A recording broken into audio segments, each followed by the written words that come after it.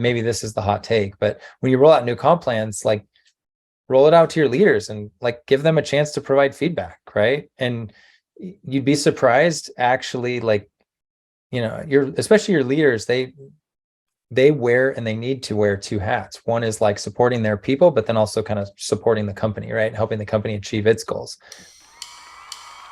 Welcome to RevOps Rockstars, in pursuit of unicorns. I'm David Carnes. And I'm Jaren Chu. Join us as we interview RevOps leaders to explore the challenges they have faced, the biggest lessons they've learned, and what they think makes a RevOps rockstar. This show is brought to you by OpFocus, on a mission to help companies run their businesses better by letting you focus on growth while we scale your operations. Let's get this show on the road.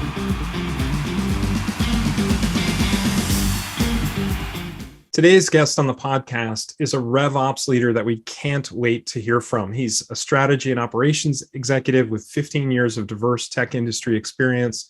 He's an expert in full go-to-market strategy, data-driven decision-making, scalable processes, and team leadership and development. He was also honored as one of Utah's businesses 40 under 40. Let's welcome Brandon Bussey, SVP of Revenue Operations at Entrata, to the show. Welcome, Brandon. Welcome, and thanks for the invite, and excited to be here. Brandon, what is something in RevOps that you had to learn the hard way in the last 15 years of tech industry experience? For sure. I mean, I'd love to pretend like I make no mistakes in my career, but definitely have learned some hard lessons. But the ones that I think that I've learned that have been most impactful have not just been this massive catastrophe, but instead was kind of like these reoccurring issues that keep coming up, and having to kind of go back and learn from. So two that just kind of come to mind. One is one of the big kind of pieces of my role is designing compensation plans. And, some large scale companies kind of have it dialed in, right? But most of my career, especially kind of in the comp design space, has been in kind of high growth companies where you're still trying to figure out exactly what you're trying to incentivize, right? And so as a result, every year your comp plans are shifting. Like maybe you want to incentivize a new product, et cetera, and things like that. And so one of the things that, I always have to remind myself, largely because I think I have this analytics background. So we'll go build models and try and predict, hey, if we do this, it's going to have this outcome, is, especially when it comes to compensation, you're building a model based on a behavior that wasn't incentivized in the past. And if you just perfectly extract that to like this new scenario, it's not going to correlate. Sure, there's learnings, and I think that's a very important exercise, but you always have to think about, okay, and it might seem a little intuitive, but you might have this whole model that says, hey, if we incentivize this product, this is what we can expect. Well, now with this incentive, the pendulum may swing much further than you had anticipated. And so any way you can kind of pull in that qualitative feedback, I mean, whether it's sitting down with the rep and like, over drinks or, at the coffee shop or something, saying, hey, how would you react if you did this? How would your operating rhythm change? And you can kind of start to get a sense of, okay, this is what my model is spitting out, but it's likely going to be 10 to 15% higher. And you can create scenarios too, right? And that's, I think, the important thing. So I think in the past, there's been times where I don't want to say missed the mark, but didn't fully consider that kind of nuance when designing new comp plans. The other one that jumps out at me and is really setting clear expectations with like the executive team or the board or whoever kind of is mandating some sort of change. A good example is if you're rolling out a new product, and this is maybe kind of my go-to example, they might be all gung-ho of saying, hey, we love this, we want to launch it, next fiscal year, which is great. And you might be all aligned on pricing, packaging, all that. But then there's a slew of other things that, sure, you don't need to get into the details. And that's really important, of not taking like your executive team or, whoever is kind of the approver all the way down to, the nuances of whatnot. But you do need to get their input on some of these things. I see too many people, myself included, kind of in the early days, where you just stop and say, okay, we're good with this January 1 launch. Let's go roll it out. Well, how are you going to apply this to existing customers? Say it's a new product suite or a new pricing and packaging. What is their expectation? Because I've been in situations where I've rolled something out and intuitively I said, you know what, like, let's focus on new customers and then take 18 months to roll it out to existing customers. Because, there's going to be a lot of nuances and negotiation that have to happen. And then all of a sudden, 6 months come around and the executives or someone in charge will be like, how are we doing with adoption with our existing portfolio?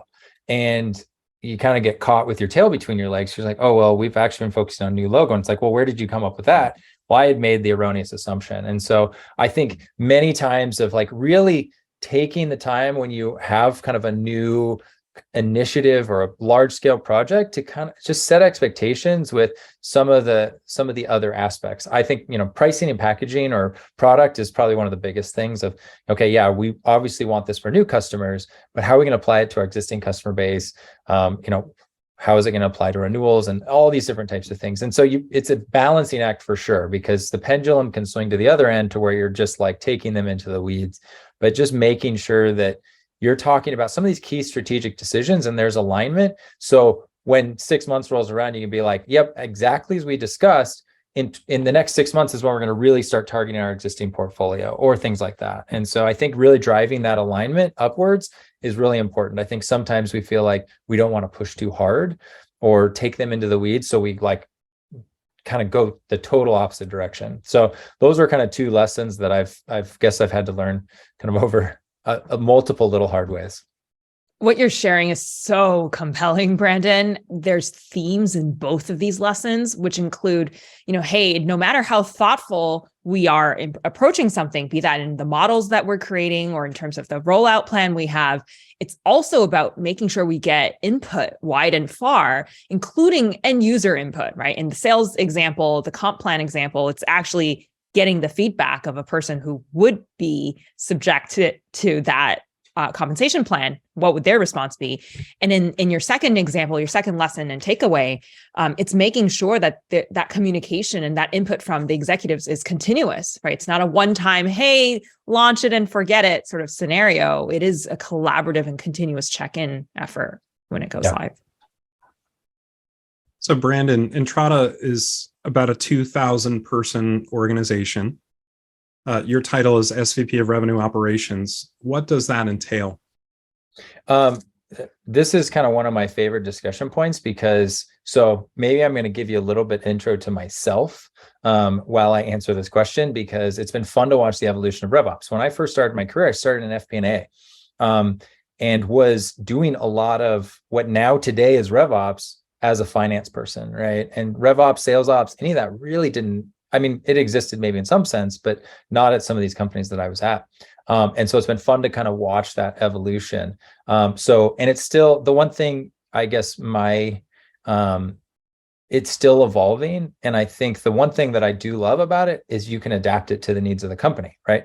I've been at some different companies where I came in and there was a massive finance org. Well, then you can partner with them and don't have to. I would build out a RevOps org very differently than if I came in one of my previous companies. There was very, very little finance or FP&A.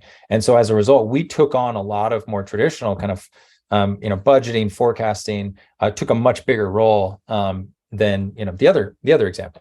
So I think it really, first and foremost, it really needs to adapt to the needs of the company and kind of the other organization structures, right? If you have a really strong, business operations team, you can leverage that, right?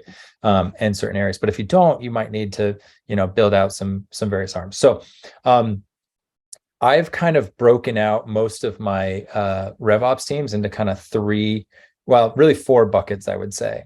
One is your deals teams, which can mean a lot of different things, right? Most of the time it'll include a traditional deal desk. I think it's really important to have it in RevOps, whereas traditionally I think it's kind of been in finance because there's such an operational element to it. If it's just in, maybe if you get to a really super steady state, then it could move back to finance to where all they're literally doing is just approving deals and following kind of a rubric. But there's so much building. There's such with CPQ and some of these quota tools or approvals tools that kind of govern their operations and workflows, like it just makes so much sense to be really with the other operational folks. And so, and that can take other flavors. Like my previous company was Lucid Software. We had we called it order management. It was kind of like a license provisioning / booking / auditing, and even almost like a pre-billing team. But that was because of our systems really like merited that. Now we were doing some tech, we were bringing in some additional tech, some new billing systems and things like that to, evolve that team. And hopefully, not eliminate them, but like eliminate the need for the team and repurpose those individuals to other areas. But that's kind of an example of another way to kind of customize those needs. So that deal operations is one arm. The second one is just really your core operations. These are things like commissions and compensation, setting quotas, a lot of the planning efforts and partnering with finance, your territories, building, constructing, and assigning territories, all of your rules of engagement that kind of govern those. And then the systems, the underlying systems that support that. Wow. So given all these topics that your role encompasses, how do you measure success? Yeah, that's a great question. I mean, I think ultimately, I generally I will report up to a CRO, and my success metric personally is his or her success metric, right? And it comes down to whatever your core corporate goals are. Like obviously you're probably gonna have like a revenue growth number. I like to look at like a productivity number. And I like to look at like obviously a retention number, like really focusing on those three things. It also helps then your team and the RevOps team kind of focus on, hey, is it going to move the needle on those three things? Because I think too often we get enticed by really cool things that seem fun, like a cool software or, a new process that's going to, leverage a bunch of cool skills within Salesforce or whatever process. But is it going to actually really move the needle on any of those three things? Like, well, then maybe you focus on something that isn't as sexy, right?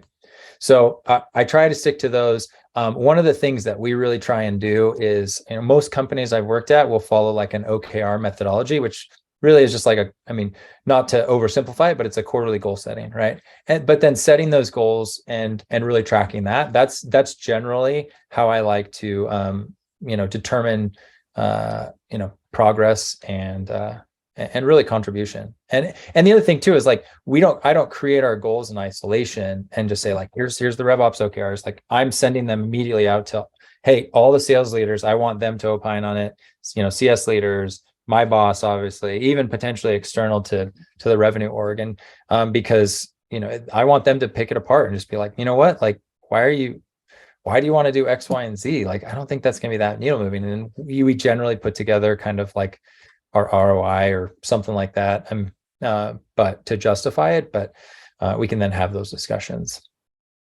Oh, that's so interesting.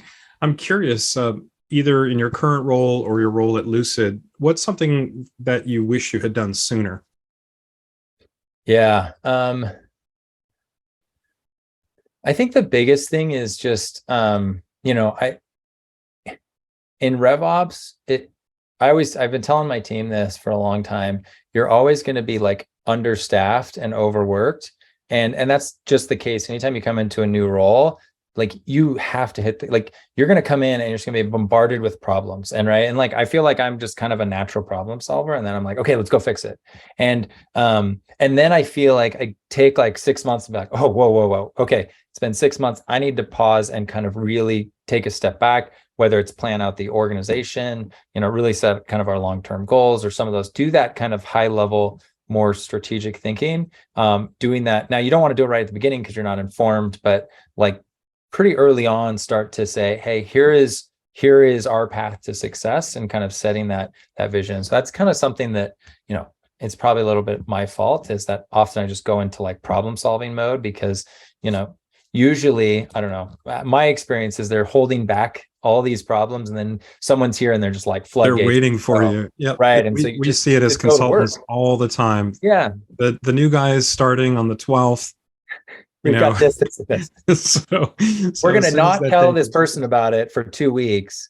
And then at the 2-week mark, we're going to unlock it. Right. I always love when they're like, oh, well, we'll just wait another week or two till you get your feet on the ground. It's like, no, I know it's coming. Just like let it loose now. Brandon, you've mentioned four sort of main functions in most of the RevOps teams you've led or been a part of. You mentioned specifically deal desk, your core operations, strategy / analytics, revenue enablement. Paint me, first of all, the picture of the size of your team and how you kind of allocate different headcount or resources for these four sub teams in your RevOps function. Yeah, I think our current team is sitting roughly around 20 right now, and I think we talked about this. I've been in Entrata for about 4 months, so I largely kind of inherited the team, and I think candidly, they're a big reason why I came. They're incredible, but the deals team has like 2 individuals. The core operations team is actually pretty big, I think, and we also have the technical team, like the Salesforce team, underneath us for the time being. So that's included in that number. We have,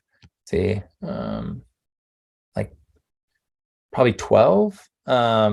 And then on kind of the deal strategy, we've got about 4 right now. And then the enablement, we have 2. But that's an area we're looking to invest. And I think one of the areas that has been interesting is we've been working as kind of a leadership team here to think through what's the right way to set up our team. Is we're in a unique position because, and this is a little bit of history in Entrata, is about a year ago, we decided to completely modernize our tech stack, right? And so we had an internal, like, homegrown CRM. And so we're deploying Salesforce, deploying Groove is another one that we've deployed, Chorus and Zoom Info. Granted, they're kind of one product, but they kind of do separate things to an extent. And a few other kind of small things. And then our reporting, we're using Domo for kind of our reporting and analytics. So we basically deployed that. So we're very much in build mode for this year and then probably for next year. And so, like, one of the things that, I'm having conversations with the team is we start to think about, what does your next year look like? What is the following year going to look like once we start to get to steady state? Because, that core operations team, like, the hope is that can actually level off really quickly and that you start to get scale and whatnot. And whereas the strategy will kind of just tick up and kind of, be aligned almost directly with, the number of sellers or some sort of metric, right, that it supports. And then enablement can kind of be the same way to an extent. And so that is one of the challenges that I think we're thinking through is, like, once we get kind of up for air out of this just kind of frantic build and roll out and train kind of cycle, like, what does that look like? And we're going to have to adjust and kind of think through our organization because, you're going to want maybe to invest in other areas and kind of not necessarily shift that headcount, but, like, one of the lessons I brought from finance is nothing's worse than, allocating a headcount to one space, because kind of once that bell is rung, I don't want to say it's stuck there. I mean, there's things you can do, but it's hard to take a deal desk person and turn them into a Salesforce architect, right? You just can't do that. And so, like, having some forethought when you're kind of designing your team is really, really important, because nothing's worse than, having too many people over here and not enough over here. And, you've either got to make a hard decision or you've got to just kind of manage, retrain people, things like that. My sense is, based on the expertise and background of maybe one of the founding RevOps leaders, there might be a disproportionate weight placed on one of these functional areas within RevOps than another. Maybe it's core operations if they came up being a Salesforce admin themselves. Maybe it's deal desk if they've gotten a lot more requests from sales. I'm interested in how you're thinking about that forward-looking planning, right? Specifically in terms of how you develop the next class of RevOps folks. What is the area that is the hardest perhaps to hire for? And how do we foster, a whole generation of new RevOps folks that can come in and sit in these roles and also grow into other roles? Yeah, and I think there's a couple of ways to kind of come at this. I remember one of my first finance jobs. I had a boss that, what she would do is, there was like 6 of us, I think, and we each had our assigned areas. Like, I was over, these products on revenue, and this person was over these, expenses, et cetera. And every 6 months we had to learn someone else's role, right? And it seemed a little inefficient. And then guess what? Like, every year we had to rotate. and take on, something different. And it was a little extreme to an extent, but it also kind of got me thinking of like this importance of kind of learning each other's roles. The other thing too is once one of us, like, we had one individual, I remember she went to India for like 8 weeks, like saved up all her PTO, and then like, because it was like a huge family event. So and it wasn't a big deal. We were able to support her and be able to do that because guess what? I was trained on half of her work, and another peer was trained on the other half of our work, and we were able to make it work and support that. So I think that's one area that in developing, especially in RevOps, is just give them exposure. I mean, even to an extent, let them like take on certain recurring tasks.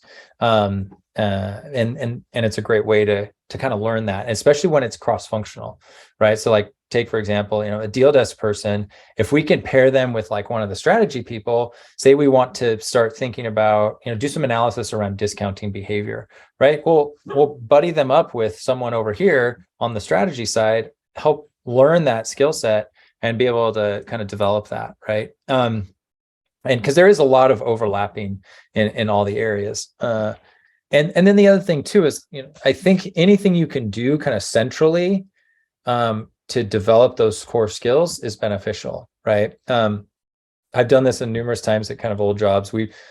Most of the places I've worked have been kind of Tableau shops. And so like me and, other folks on the team that were experts, we'd kind of put on a weekly training, right? To help bring people up that wanted to learn. We've had, SQL trainings and things like that. Anything you can do to kind of really foster the ability to learn that. So that's one piece. Our second piece is kind of this ability to give them access to learning kind of skills, like really kind of hard skills. One of the things I've done, and then the third one is I like to take team meetings, our team, because our team's pretty big, and make them about development, right? And there's, I think, things you can do, at my previous company at Lucid, how we had set it up, which, kudos to our leadership team. They were the ones that really pushed for this. And I think it was really impactful was we'd have, 1 week out of every month, we'd bring in an executive from the company and we'd ask them a bunch of questions about kind of their career. Some of the questions that you're asking me, right? Like what was one of the challenges that you learned from, things like that. And people found that really motivating, but then like learned a ton. I personally learned a ton, like moderating some of these. We'd then on another week, we'd have some sort of training, right? So I would do like how to present an effective, or how to do a effective PowerPoint presentation, right? Or something like that, how to present to executives, and some of those types of things. And then also giving opportunities on the team to present some of their projects, right? Because one, it gives them a chance to practice presenting. Two, it gives exposure to, hey, like I'm over in Deal's team. That's a really interesting thing that you did to like that segmentation analysis. Like that was really illuminating, educating. So one, you start to learn what the other people are doing. But two, you start to develop skills, right, as a result of it. So those are kind of general ways that, as a leader, I've tried to do it. Now, as an individual contributor, like my advice really is, seek those opportunities. I always joke, like with interns, you have like this unique ability or like opportunity to where you can kind of just say, I'm just an intern. And you can literally like I've seen interns send out emails to, senior leaders in the company and be like, hey, I'm an intern. Can I spend 30 minutes with you and just pick your brain? And they'll say yes, right? And you get a great opportunity to be able to pick their brain. Now you need to be prepared, and you need to like, don't just sit there and be like, well, like illuminate me, right? You should have your questions prepared and things like that. But I think that and I use interns, but like even new hires, right? Even tenured hires, right? Like there's been times where, sometimes I get stuck in the whole, like, can't teach an old dog new tricks kind of thing. But like force myself to say, hey, you know what? Like my boss is, pretty awesome and has learned a ton, has had some great experiences. Like maybe I'm just going to take one of my one-on-ones and just be like, hey, can I just pick your brain for a bit and learn from you, kind of a thing. So don't be afraid to ask for it.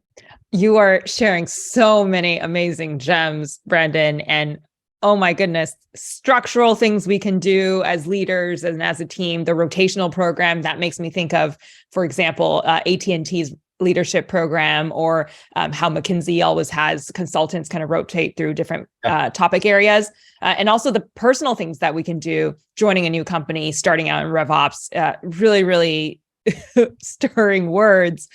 I know you've mentioned, hey, you've got this team that you're growing. Curious if you are hiring in the near future and what kinds of roles you might be looking out for out there. Yeah, I mean, we're right now kind of going through our annual planning process and determining exactly kind of the exercise that I just laid out of where we're going to be hiring. We will definitely be growing the team, not just my team, but like I think broadly here at Entrata, we have pretty aggressive growth goals and seeing really a ton of success. So you can always go to Entrata.com or just search for Entrata careers and keep an eye out there. So, I mean, we're going to be growing probably across the board in our organization in the coming, 12 to 18 months. Oh, exciting. That's fantastic. Brandon, I'd love to shift to an area that we see a lot of RevOps teams get involved with, which are cross-functional corporate level initiatives. In your RevOps roles, have you owned cross-functional corporate level initiatives? Yeah, definitely. I've, owned, but then also participated in, right? At some point, I don't know, maybe this is just my experience. I tend to find myself involved in most of the cross-functional roles because most large cross-functional projects aren't going to include some go-to-market aspect. And so generally, like I become I don't want to say victim, but I become the participant, the volunteer on many of these projects. Now, a couple of the ones that jump out that we've driven, or maybe I'll pull one from my days at. I'll pull one of the things from right now. One of the big projects, and this one I'm actually not leading holistically, but I'm like kind of driving the go-to-market side of it, which is a new pricing and packaging initiative here at Entrata. Right, Entrata is, for those who aren't familiar, we are a property management solution for the multifamily and student housing market.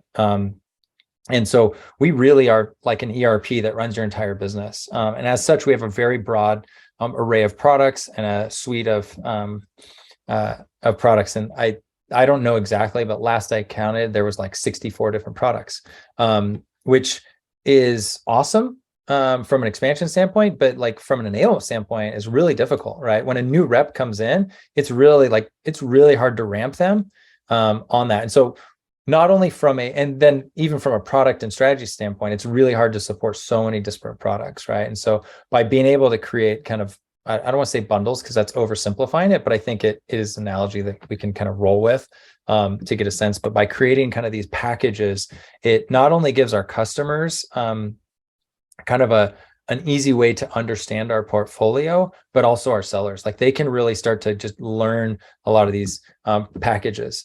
And so one of the things that we've been driving is the product side has been kind of handling kind of the technical aspect. But on like, okay, now that you've kind of developed these packages, we obviously were riding along and helping, providing feedback and saying, hey, yeah, this goes here. This one is like so typically removed. It probably makes sense to keep that a la carte, et cetera. So we obviously provided feedback, but now it's like, how in the world do we roll this out? Right. It's just such a massive initiative. And it goes back to that very first question, right, of setting clear expectations. How do we want to roll it out to our existing product portfolio, our existing customers? How do we want to, deal with this from a pricing perspective, right? If they're on a legacy pricing and this new, package is going to, result in a price increase, should we, have some separate rules there? And so we've been partnering very closely because we want to make sure that we're aligned with the whole team, right? I don't want to go through and create a whole discounting policy on converting customers to this new packaging. And, and then we go do that and execute on it.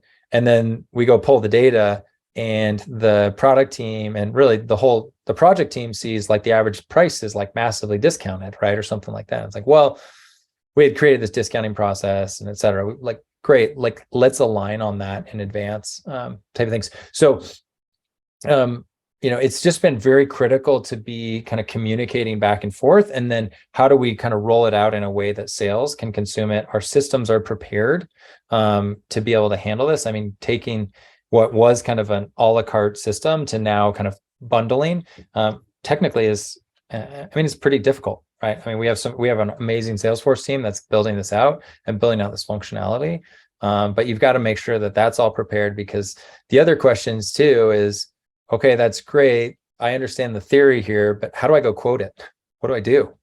Right. And so you're making sure you can answer the day-to-day questions. So I kind of took that a little bit roundabout, but I think ultimately these cross-functional projects, like the key is making sure you're having clear communication, and pulling in the people into kind of the core decisions. I like any of these cross-functional projects. I think the ones that are most successful have this like concept of a steering committee, right? Where it's like you're meeting more frequently than you ever thought you needed to, but it's massively beneficial. Like you have a weekly steering committee meeting, and you're talking through, okay, here's the projects that we went through, here's the decisions we made. Does everyone, any concerns? Okay, great. Let's keep moving forward. And so that coordination is so critical. And candidly, like I can't plug a project manager enough on this, on those types of things, right? Because RevOps, unfortunately, we often go overlooked from a project management standpoint. They tend to be in like IT or deal with like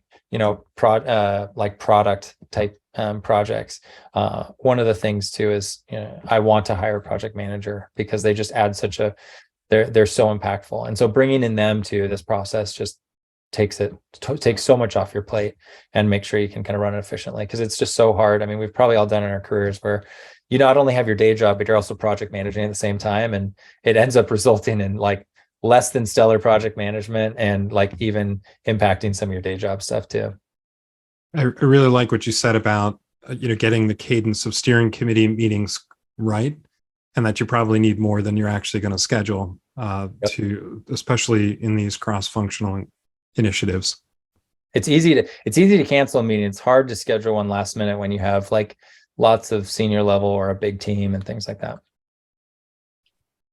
Brendan, I want to shift gears a bit.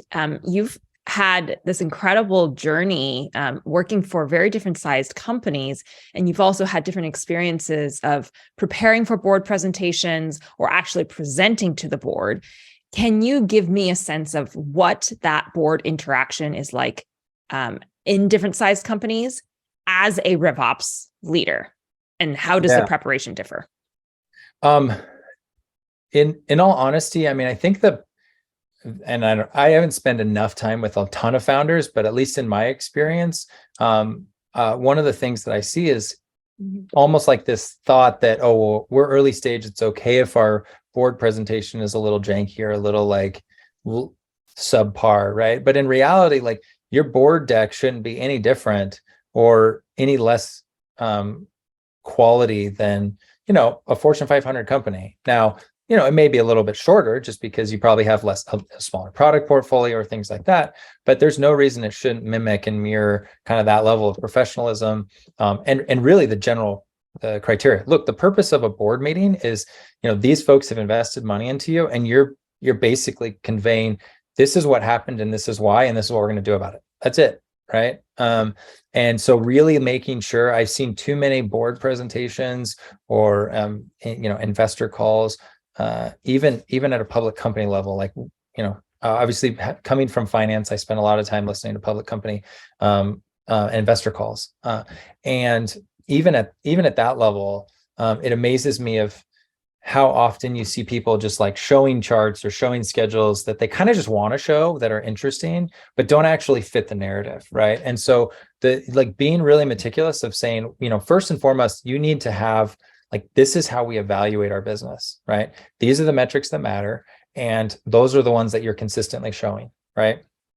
And that's how you manage your business. And granted, like this should actually be a discussion in the early days with your board of, this is how we want to measure our business. Do you agree? And getting their feedback. It doesn't always have to be this one-way conversation, but I found the most successful partnerships, like our CEO is, or CRO, whatever, some C-suite is consistently like soliciting advice from, your board, right? Especially pre-IPO, like that's what they're there for. They want to help you. They want you to succeed.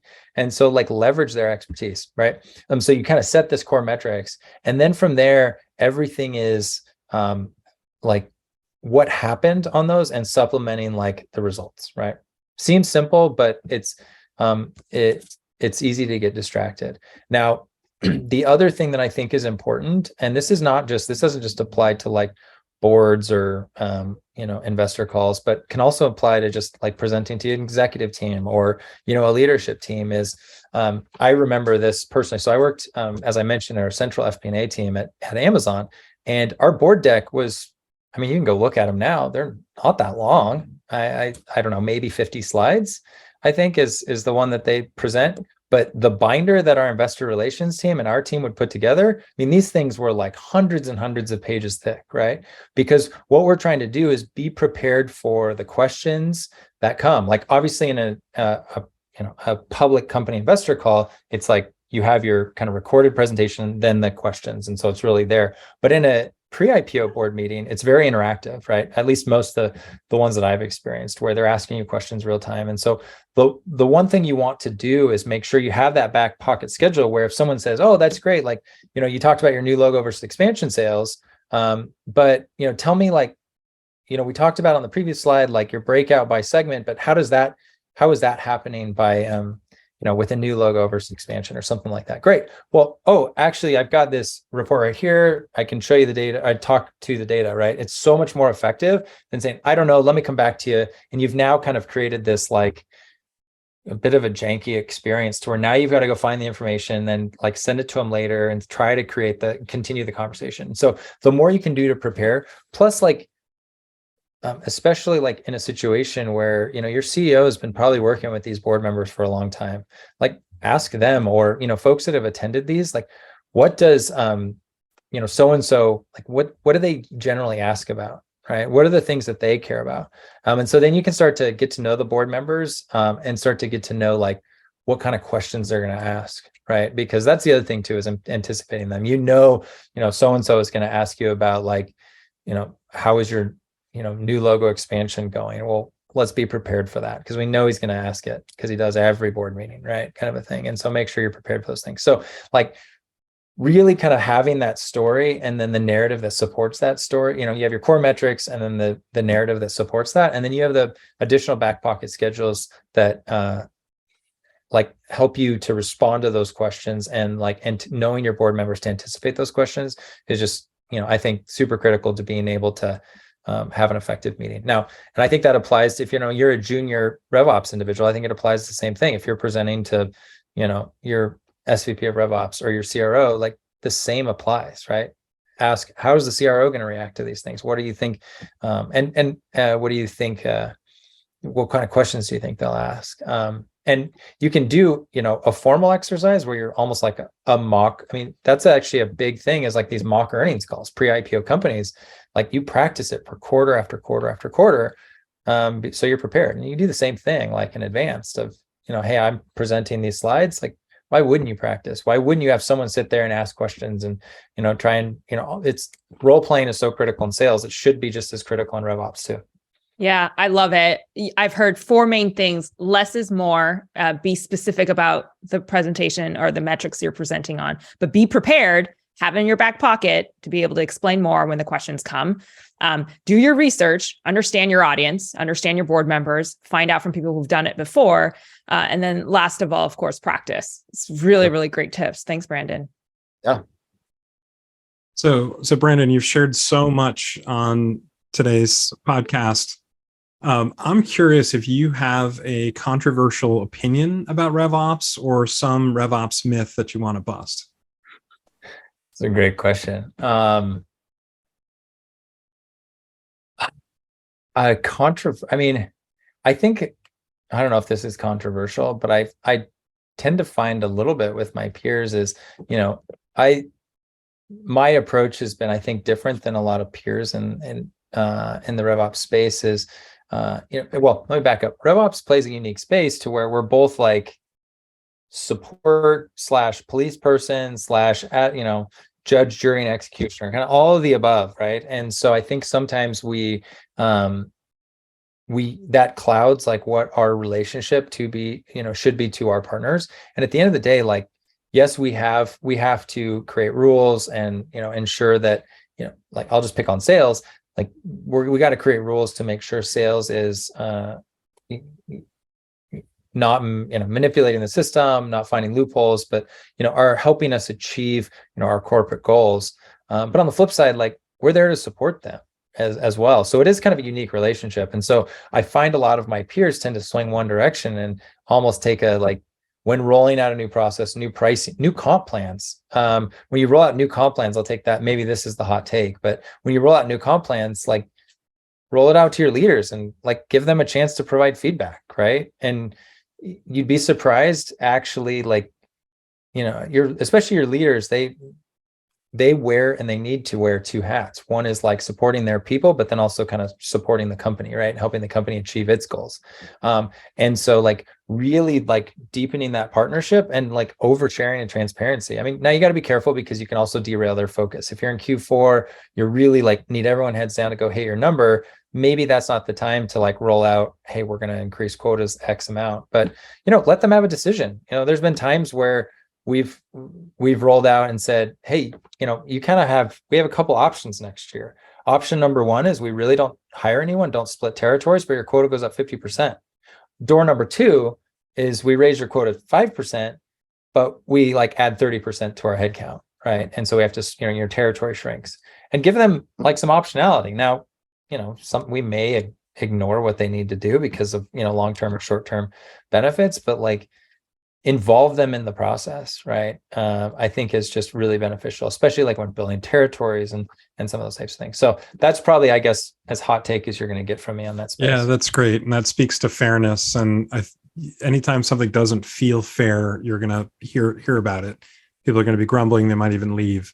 And maybe it's a little bit of covering myself as like, then when they participate, if the reps start to complain, I can be like, well, your leader you can go complain to your leader. They helped make the decision. Now, that's not actually the way I presented, but it actually drives a lot of buy-in in all reality, when it's much easier for a frontline sales leader to roll out a new comp plan when they were part of it, and they helped build it and they made decisions to get to it, right? They're going to be much more bought in and can kind of convey that vision to their team than when it's like RevOps just threw this at us and we're just supposed to go take it and run with it. The final question we have around the RevOps specific topics here is looking ahead. Brandon, you've had so many experiences at different size companies, different growth stages. What is exciting for you about the future of RevOps? I mean, I think just continued movement out of kind of the shadows into the forefront of the business, right? Like, I think I've seen that. That's what candidly enticed me into RevOps, right? I think probably I've officially been in RevOps for probably 7 or 8 years now. And that was a big driver for me to kind of move from finance into RevOps, was this chance to kind of really be at the forefront of that kind of go-to-market strategy. And you see it with like CROs, like who's their right-hand person? It's like, they're head of RevOps.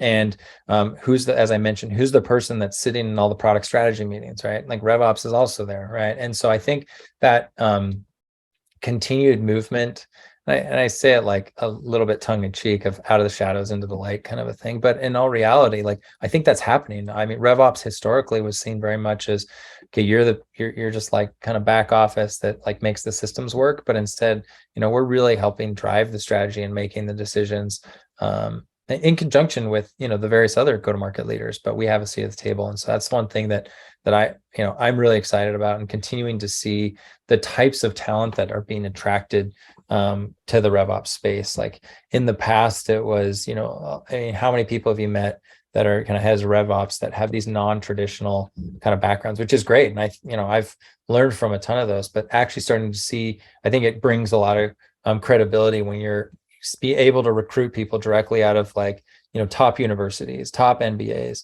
to come into RevOps, and bringing that kind of additional like intellectual capital into the space just further kind of accelerates that movement towards the forefront. So that's the thing that I think I'm most excited about, is just continuing to kind of have that seat at the table. And I think even in some places, I've seen a few companies that have I don't remember what their title is, but it's like a chief RevOps officer or something like that. I've seen a few of those, and I think that's great, right? You now have a seat at the table, even higher. You're part of the executive team and things like that. So that's probably the thing that I'm most excited about, is just getting more and more involvement in the broader strategy at the company.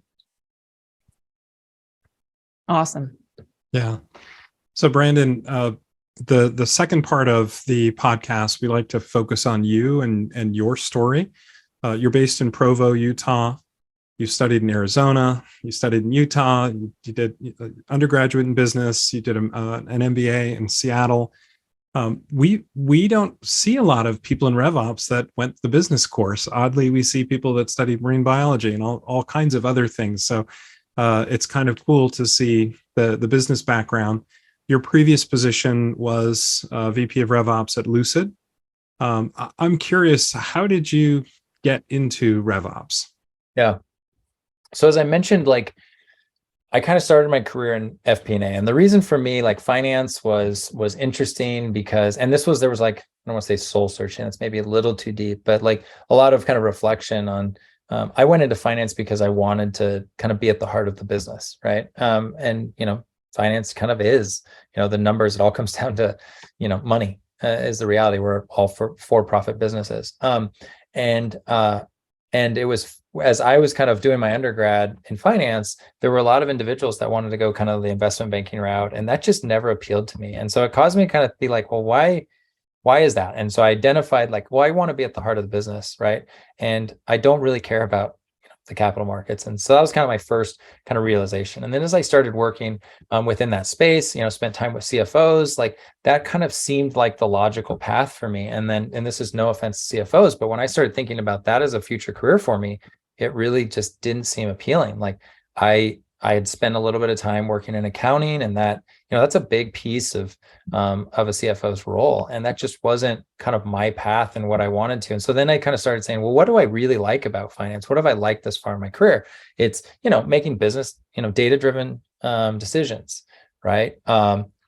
Reviewing, finding like, processes that are inefficient, that can save money, save time, starting to think about like some of the strategy. And so I kind of like started identifying, rather than thinking about like the role and what I want, it's like, what are the things that I like to do, that I'm good at, that, I'm passionate about, that excite me. And I started pulling those out, and I said, okay, well, it was, very, I'll try to keep, condense the story of how I started, but I was kind of like starting to look around, well, where do I want to go? And at that point, I had a good friend that had left Amazon and was at Qualtrics, and said, hey, come talk to some people here at Qualtrics. I was up in Seattle at the time, and we were like, my wife and I were on kind of like a long weekend, and for some reason, like, went into the office on a Monday on my vacation. I don't know why, but ended up coming in and started talking to these people. And my future boss basically kind of helped me identify, of saying, like, here's the things that you like, and let me show you how they fit directly into this role.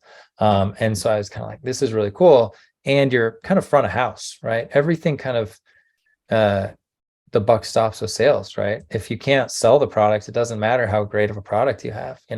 If you can't renew it, it doesn't matter, how amazing your processes and internal systems are, or your tech stack is, you name it. It's like, you've got to be able to, sell it and renew it. That's the lifeline. And so being kind of in that, in that realm was really exciting. And so I kind of fell into it in that sense, and made the jump and came down here to Utah and started working in kind of RevOps at Qualtrics originally. And then ever since then, kind of started to see like, oh, hey, there's this whole like psychology component to it, which was really fascinating, right? Like, I've always loved like studying, motivation and things like that, various things around that. And so you start to kind of understand, and then, the deal side of the house, well, that's where I could leverage my finance background a ton of like, how does RevRec play into play? How does RevRec come into these things? And so like, it just felt like, hey, this takes my core skill set that I really enjoy and leverages that. I can also take my experience, bring that into it. And, candidly, I was a little less concerned about RevOps, really wanted to be at Qualtrics, and thought it was just a great opportunity to kind of explore that front of house. How awesome to have a mentor spend that time and point you in the direction of things that you enjoy most. I mean, I just love hearing stuff like that. Yeah, I mean, he was biased too, to be clear. He was trying to hire me. So like, but that's there was okay. some, That's like, okay. but he still is a great mentor. We grab lunch quite frequently.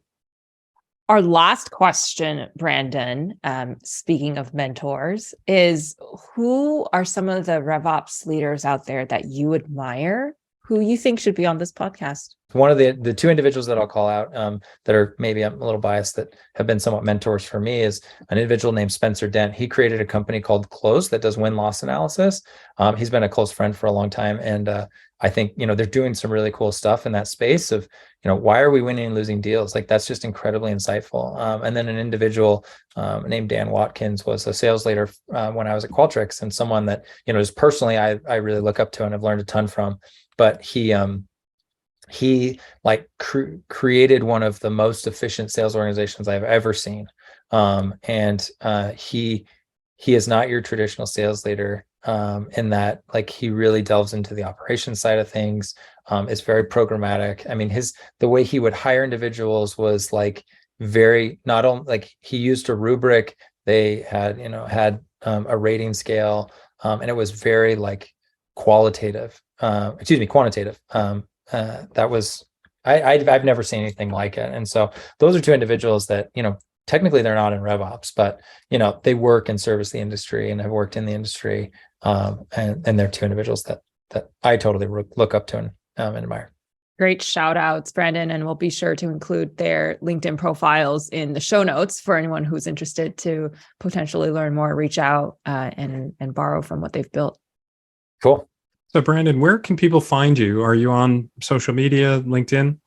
Yeah, I mean, LinkedIn's probably the best place. Like, I guess I'm technically on other social media sites, but not really. So LinkedIn is probably my most active page. So it's just, look up Brandon Bussey and you can generally find me there.